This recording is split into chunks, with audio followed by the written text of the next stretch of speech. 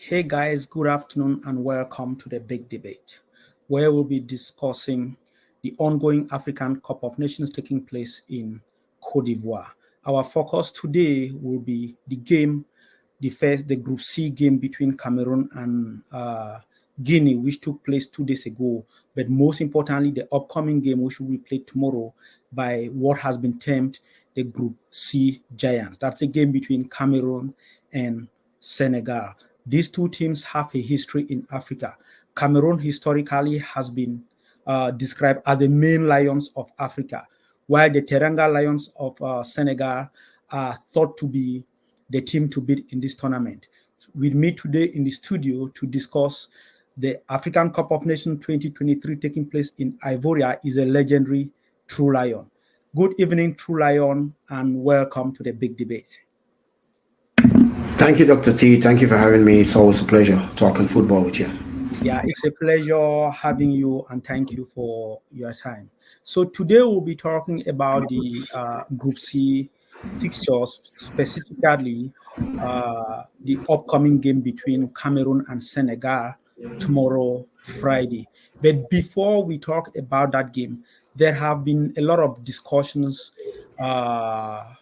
and debates, queries between fans of the Indomitable Lions of Cameroon after the first game, Cameroon first game with Guinea, which ended in a 1-1 draw.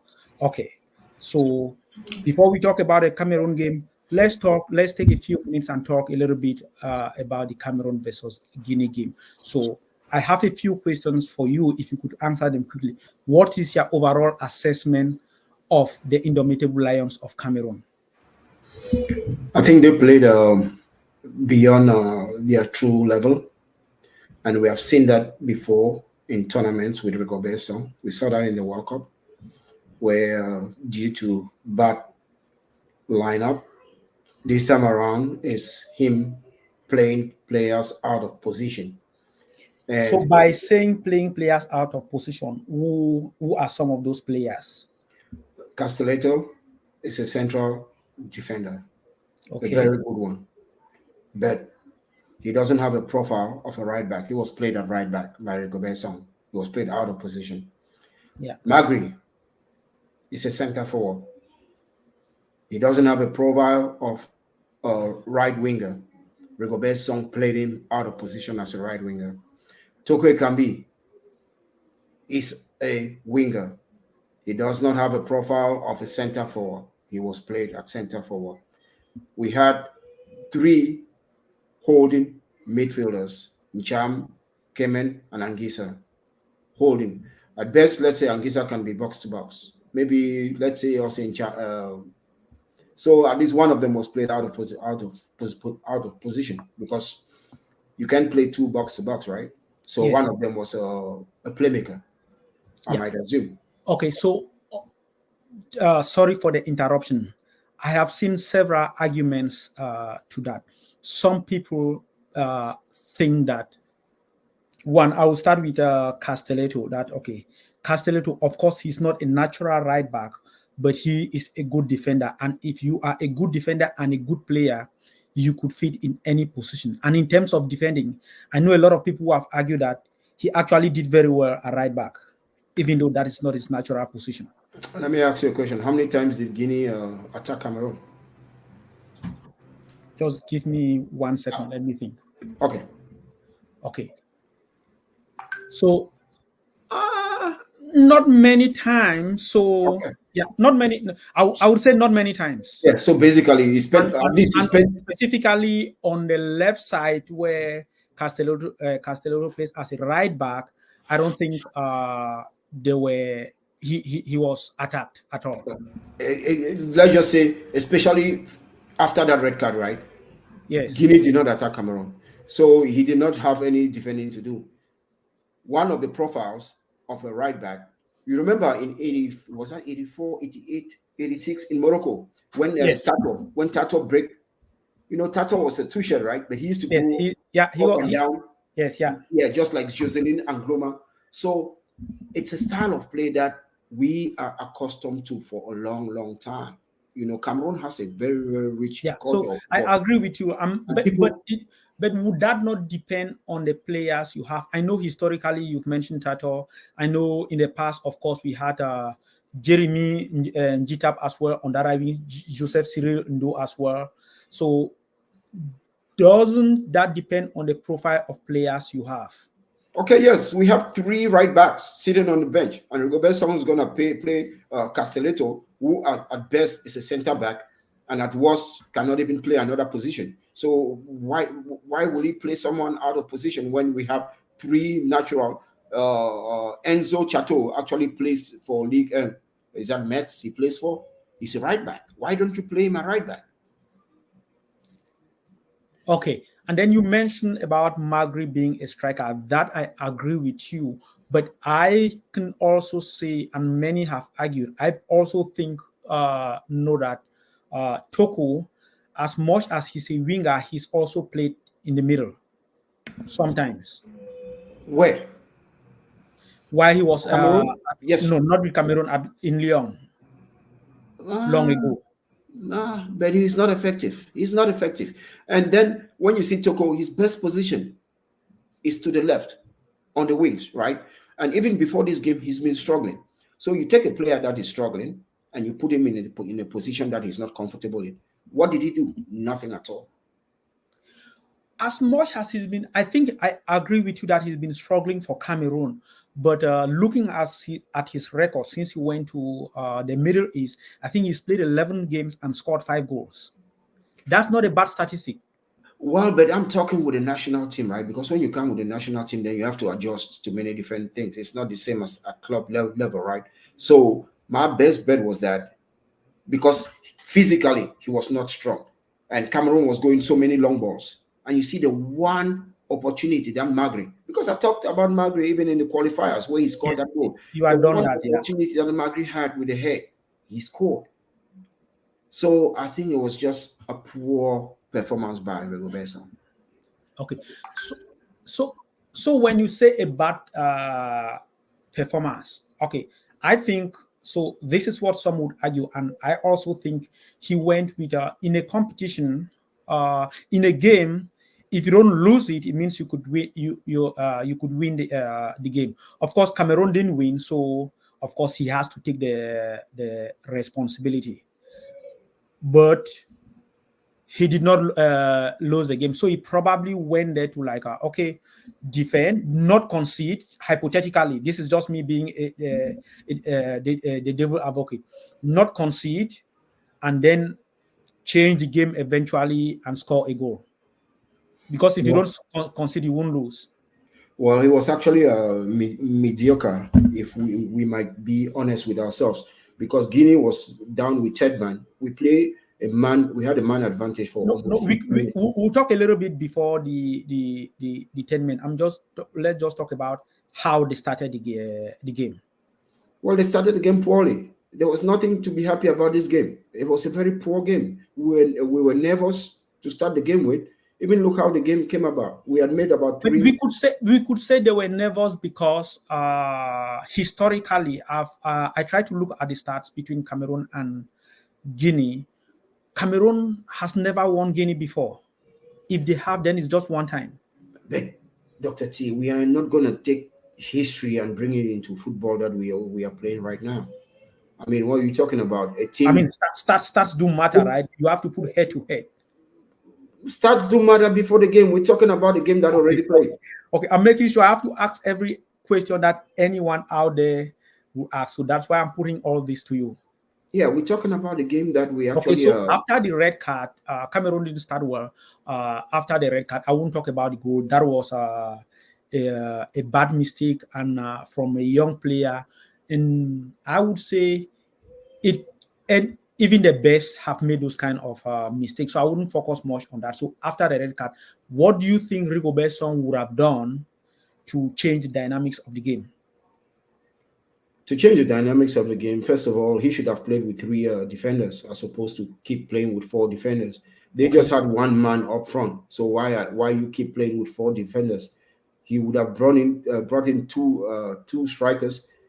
Here, maybe he said Magri got asked to get out of the game, but hey, when they got that red card and when Magri scored, there was still a lot of time to pull out maybe a Toko Ekambi or push him to the right. So if you're taking Magri because if you're injured and you bring in the other striker, you play him to the middle and play what's his name?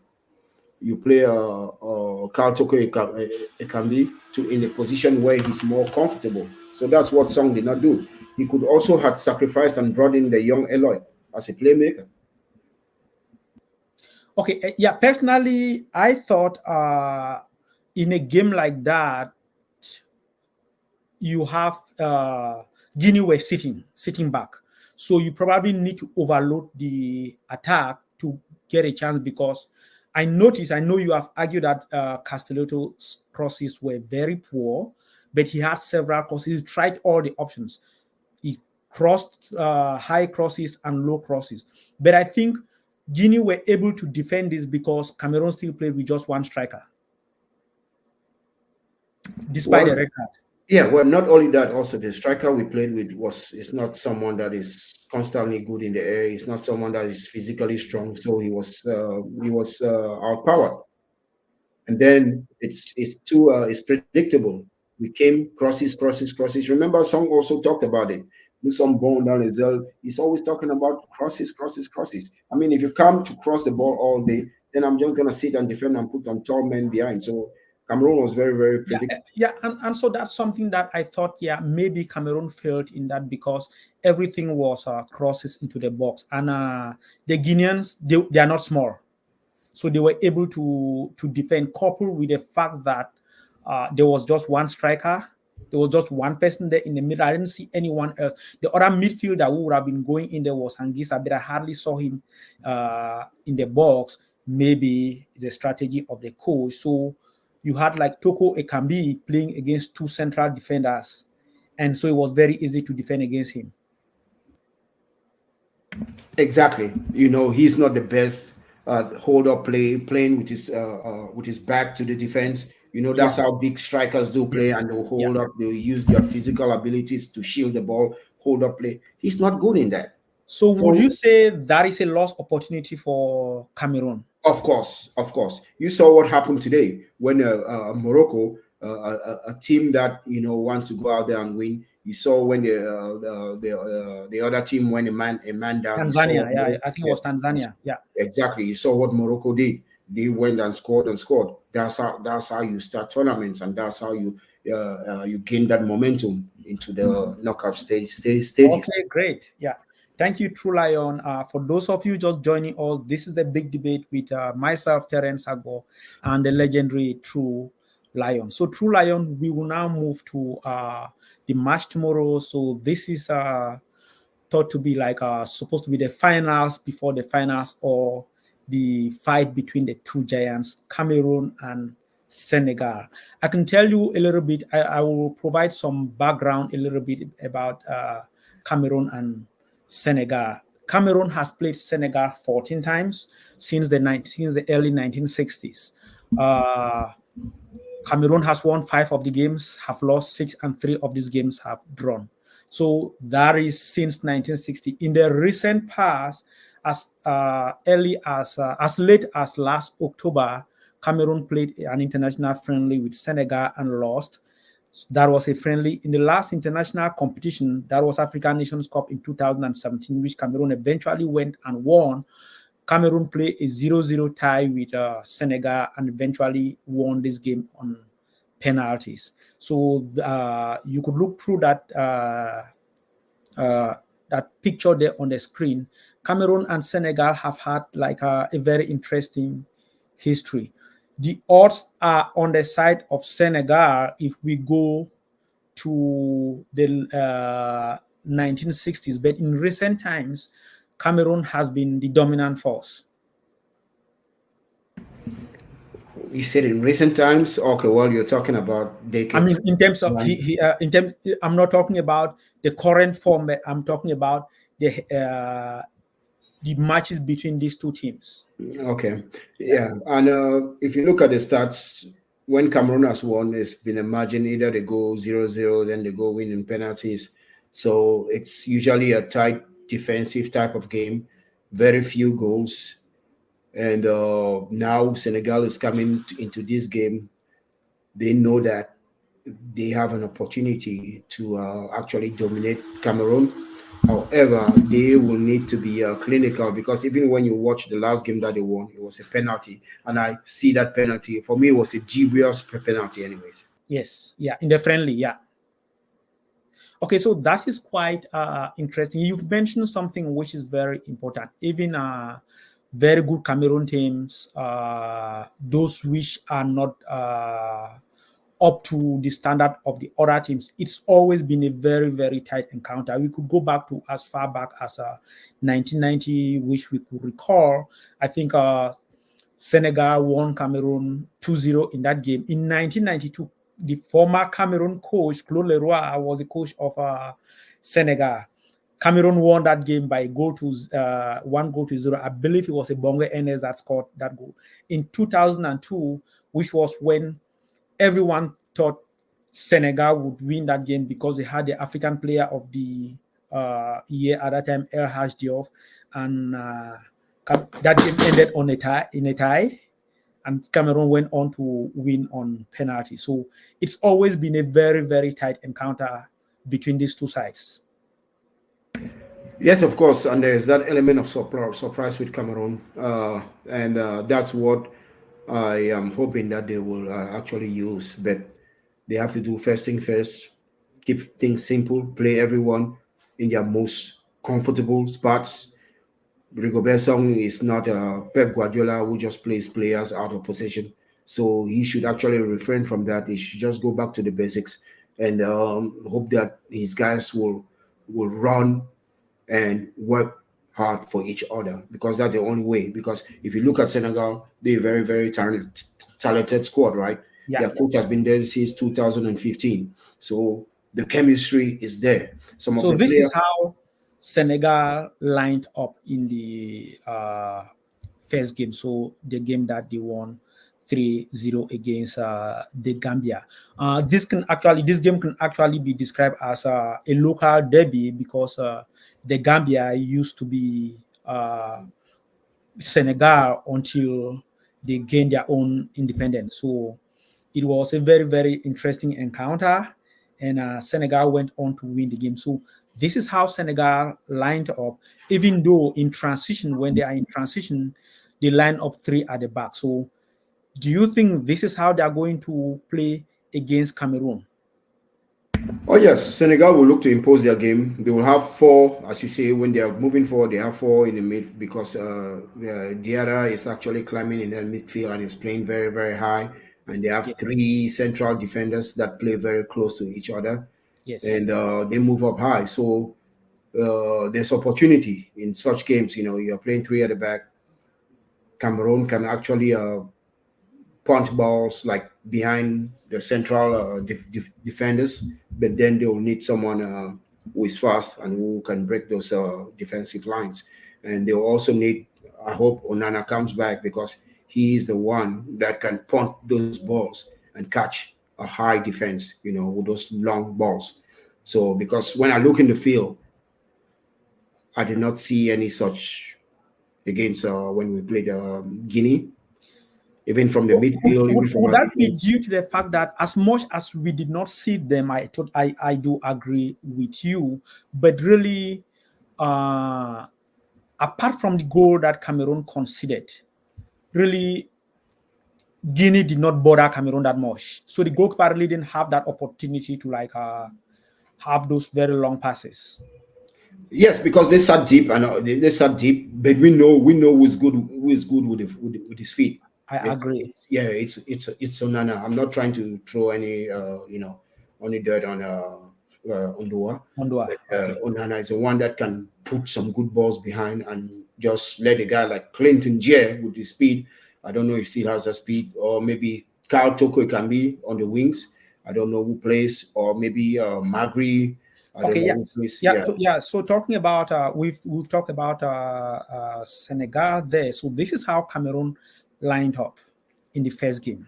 You had already mentioned in the first part of the program today that you thought some players like Castelletto Toko Ekambi and Magri played out of position. Yeah. So do you think the coach of Cameroon is going to maintain this lineup, or if there are any changes that he will do, would you think should come in? But before you answer that question, for anyone joining us, you are watching the big debate with myself and the legendary Tru3Lion, and we are talking about the ongoing African Cup of Nations 2023 taking place in Ivory Coast. Okay, so Tru3Lion. Yes, basically, if you ask me, when you look at the formation 4-3-3, right? Yes. 4-3-3 formation is a formation that dwells a lot of on possession. Yes. You must have the right players to play that type of football. I'm sorry. You have about 3 playmakers on the field. But when you look at this lineup, Magri is not a playmaker. He doesn't fit that profile. Anguissa is not a playmaker. He doesn't fit that profile. It's a box-to-box. Nkudu was the only true playmaker on that field. You see, so but he's always been playing to the best of my knowledge in his professional career. He's always been playing as a winger. Nkudu, right? Yes. Yeah, that's why I say he's the only playmaker. No, the 4-3-3, right? Let me just explain certain things, right? The 4-3-3 has about 3 playmakers. A guy like Pep will use maybe 4 or 5, but those 2, the left and the right wingers, yes, their agility, their speed, their creativity, they use that to create opportunities. That's playmaking, right? Okay, I get that. Okay, we agree on that. Then, if it's at Manchester City, you have a De Bruyne where Zambo is. He's a playmaker, right? Yes. Okay, let's not talk. That's what I'm talking about. So is Zambo a playmaker? Is Cham a playmaker? No, they are not. Is Magri a playmaker? No, he's not. So this formation might not be the best. Maybe a 4-4-1-1 against Senegal. To put 5 in the midfield and 1 on top, but that 1 player would have to level really hard. Okay, so that is what you think. Personally, I don't have any issue with the defense. My only concern with the back line is Mukudi. So he plays very well. He can control the ball very well, but the Senegalese are very, very quick. So we need someone who has pace. I have always known him like someone who doesn't have pace. So if you were Rigobert's song, so this is a hypothetical question, and for the audience, we are not teaching Rigobert Song how to do his job. This is a discussion. We are just hypothesizing. So, Tru3Lion, if you were Rigobert Song and you mentioned that you think he should play 4-4-1-1, so how will you line up your team? So those are the players that Cameroon have. I don't know if Wu will be fit to go, but I hope he's fit to go. I'll line it up together with Castelletto in the middle. Okay. I'll put Yongwa to the left. Yes. I'll put Enzo Chateau to the right. Okay. So Mukudi stays out. Exactly. Okay. Mukudi stays out. I'll put Enzo Chateau. Then I will now play with 2 holding midfielders. Okay. I will play with Zambo and I'll bring back Kemen. Back Kemen. Yeah, he made that mistake, but I think he was nervous. I'll bring back Kemen. I don't think he was nervous. I think he took a risk where he shouldn't take a risk, and it was unfortunate. That can happen to anyone, and he played for 85 minutes. So I was very happy that Song did not substitute him at halftime. Yeah, of course, that can happen to anyone. But I said he was nervous because the whole team was nervous to start the game. Okay, they could not put I agree. 3 passes together.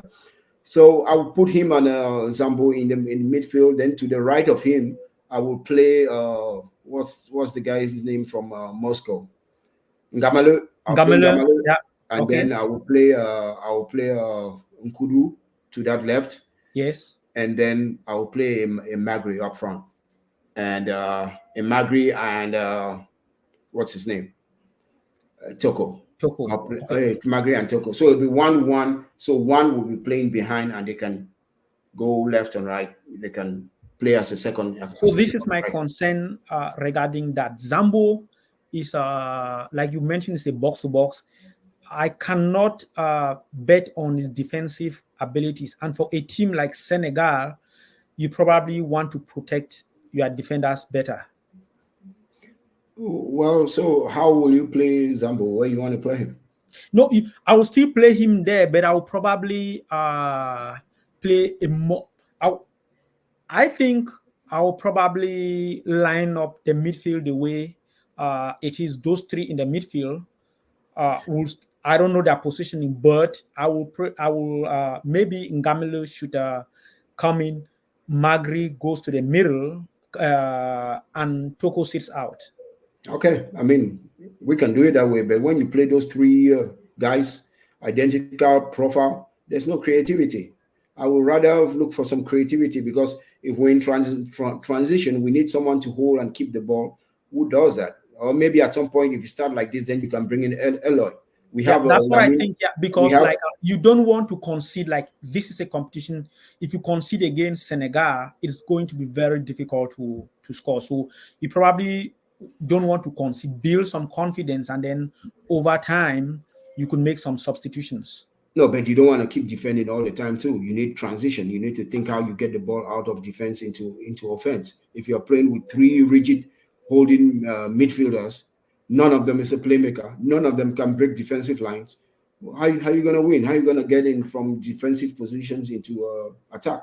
How are you going to transition? That's the problem. But even those players that you mentioned, Nkudu on the left, I mentioned that you bring in Ngamile on the right, and play Magri in the middle. So those are the same players that you mentioned. The only difference is that you maintain Toko. Yeah, I mean, you can take him. You can actually take off Toko, right? Because I was putting him and Magri as second striker. Okay. So you have an additional striker there. Yeah. So now the other question I have, I don't know if Abubakar will be fit. So what if Abubakar is fit? Even if Abubakar is fit, I won't start him in such a game. I'll bring him in the second half. Okay. All right. Okay. So now that we've discussed that, I have direct questions for you. So how do you think? So now you've mentioned how you think Song will play, how you want Song to play, but how do you think he will play? Logically, I don't know how that guy thinks. Like seriously, I don't know. I cannot predict how. You've watched a couple of his games. You've watched him during the World Cup. You've watched him during the African Cup of Nations qualifiers, and you probably have seen how he plays. He sets up his team. I think he will stick with his 4-3-3. I think he will stick with his 4-3-3, but he will try to play because he's been receiving so much heat. So he will try to just play every player in their position. I think he's going to see. So I wanted you to answer that question. So if he plays with a 4-3-3, the same lineup that he set up his team the way he set up, maybe the personnel might be different. What do you think are the chances of Cameroon getting a result in this game? Come on, it's Cameroon, man. When you least expect from them, they got a result from Brazil. So who's Senegal? That's not the fan in me talking, but it's football. No, it's football. I totally agree. Cameroon. Yeah, Cameroon, especially corner kicks and all that, they just have to execute. You know, one of the problems that was happening is that when you give 60% of the load to Nkudu, what do you expect? 30 minutes to the end of the game, he's gonna be tired and all that. So you have to share it. That's why I was asking. The responsibility, yes. Yeah, that's why I was asking. What's the role of a winger? Sometimes we watch football and we forget. So you would need the crossing decisions to be distributed between the two wingers. Yeah, and not only that. I mean, the profile of a winger is someone that can hold the ball, create, and spread the field. Then it's also helped with someone who's a natural back. They combine together, because if you see, Nkudu was combining with Yongwa. With Yongwa, yes. Yeah, on the left. You know, we were not what's his name? Castelletto was not able to combine with Magri because they don't know each other. They don't play that position. They don't know the natural movement of wingers or of right back. It doesn't come natural to them. you know. Okay, Tru3Lion. It was a very, very good discussion. But before we leave, I have one last question for you. Who do you think will win this encounter? You could talk as Tru3Lion, and you could also talk as a fan. The Senegalese will find it. I mean, if football was match, right, we'll just give it to Senegal, but that's not the way it goes. I still believe that Gambia was did not ask lots of questions to Senegal. Yeah. Cameroon can actually ask those questions because, yes, some people say that Cameroon doesn't have players. I ask them, okay, what do you mean by Cameroon doesn't have players? We played against Guinea, 10-man Guinea and all that. Do you mean the Guineans are more talented than us? I've seen Cape Verde play. I've seen Tanzania play. Teams that we did not even know they could play football 20, 30 years ago. But because they have a style of play and they have an approach to the game, they come out and play. Now, Senegal is a very, very serious team. I want to call this kid's name, Lamine Camara. Yeah. He's 20 years old. He's 20 years old and 14 days. He scored 2 goals. It's not been done for Senegal. That's the youngest that I've done it since 2002 for Senegal. He's a box-to-box midfielder. You watch the way he plays. You watch the way he strikes the ball. He says he would like to emulate Idriss Gueye. Idriss Gueye was on the bench. Yeah. He's 20 years old. Idriss Gueye was on the bench. Kouyaté was on the bench, and we have a 20-year-old playing. So what you are saying is that what I'm saying is that he has to trust his players, no matter how young you are. If you are good enough, you are old enough. If you have the profile, it's not even being like good enough. I prefer. Why do you keep calling Elliott and you don't play him? Why do you keep? He's an attacking midfielder. He has more creativity in him. So what he's doing is that you're beating him up mentally because you call him, you're telling him you're not good enough, so you'll never play. Take the risk. Play him. If we lose, we lose. It's football. It's a game, you know? Yeah, and you have to play some of those young players, like you mentioned, to boost their confidence. Yeah. So also, but also, even apart from that, if you bring them to, they gather experience by being present in the camp. Nah, man, they have to play. Being present in the camp, you don't play. What experience will you gather? That you cannot play 23 players. Let me ask you a question. What do you think? What lesson will those guys come out there from that Rigobert Song taught them? Well, I cannot comment on that because I don't know how they are training. Do you know who the tacticians of the national team is, right? So maybe we'll have to start talking about them also. Simo and the other French guy. Those are the tactical savvy. Rigobert Song is just the manager, right? Yes. Okay, he draws the lineup. He has the final decisions and all that. But tactics and all that, it's all those guys. It's not Rigobert Song. So what do you think Rigobert Song is going to teach him? Just staying in the camp. But so you are basically saying Rigobert Song is not teaching them. The tacticians are there. So the question should be, what are the tacticians teaching them? Well, also, who's the one communicating? Rigobert Song is not a good communicator. He's not passing the right orders. And we can see this, man, in the press conference when they asked Rigobert Song. I watched the press conference of the Senegalese. What's his name? It is Aliou Cissé. The way he talked about Lamine Camara, tactically, the way he moves, the way he scored that goal, you learn. This is a coach talking. But we can assume communication, like technical communication, as a weakness of Song Bahana. Some people are naturally like that. That doesn't mean when he's speaking to the players, he doesn't communicate well. He's been a captain before for the Indomitable Lions. And I want to think that, just let me finish. Okay. I want to think that if he's been a captain, then maybe his communication is not the best, but his charisma can also work. If you merge those two together, I think there is a balance. Dr. T, what's his record? He's won 4 games in 19. I agree with you. But you and I have had. Let me talk. Okay. Let me talk. So, what communication are you talking about? I'm not talking about only press conference. If your players are not getting it right, they are not running, they are not killing themselves on the pitch for you. It means you're not communicating what you want them to do the right way. You know, it's also about your charisma, how you carry yourself, and how you convince, or how you give them the knowledge or the tactics on how they have to play. Okay, I've always been one of those who thinks that I agree. You have provided me with the statistics, but at the same time, I can also tell you that Rigobert Song was appointed as a manager and given specific assignments. One, qualify for the World Cup. He qualified for the World Cup. His statistics are there. Since 2002, Cameroon had not got a single point at the World Cup. He came back home. I agree he came back home, but he came back home with 4 points. Qualified for the African Nations Cup. He still qualified for. He led his group. Cameroon qualified as the top of his group.